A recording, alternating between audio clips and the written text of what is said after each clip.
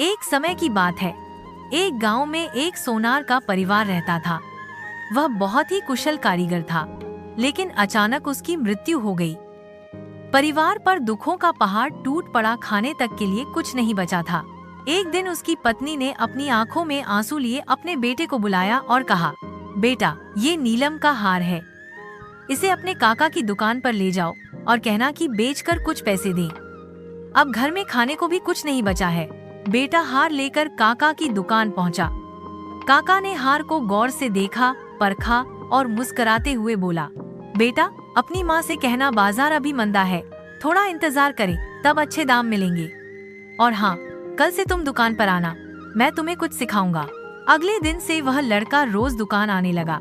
काका ने उसे सिखाया कि कैसे असली और नकली रत्नों की पहचान की जाती है। समय के साथ वह लड़का इतना कुशल हो गया कि दूर दूर से लोग उससे हीरे जवाहरात की परख कराने आने लगे। फिर एक दिन काका ने उससे कहा, बेटा, जाओ घर जाओ, अपनी माँ से वो हार वापस लेकर आओ। अब बाजार तेज है, अच्छा दाम मिलेगा। वह घर गया, हार लाया और जैसे ही उसने उसे परखा, हैरान रह गया। हार नकली था। उसने हार घर पर ही छोड़ दिया और दुकान वापस आया। काका ने पूछा, क्या हार नहीं लाए? वह बोला, काका, वो हार नकली है। अब मुझे खुद समझ में आ गया।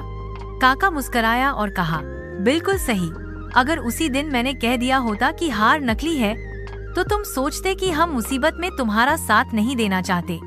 लेकिन जब ज्ञान और अनुभव खुद तुम्हारा हो गया, तब सच्चाई तुम्हें खुद ही नजर आई। बेटा, इस दुनिया में जब तक खुद ज्ञान और समझ नहीं आती, तब तक हम बहुत सी बातों को गलत समझते हैं और कई बार रिश्तों को भी खो देते हैं। इसलिए हमेशा सुनने से ज्यादा समझने की कोशिश करें। ज्ञान से रिश्ते टूटते नहीं और अज्ञान से रिश्ते अक्सर बिखर जाते हैं। सोचिए, कहीं आपने भी किसी नकली हार को असली मानकर अपने अपनों को खो तो नहीं दिया?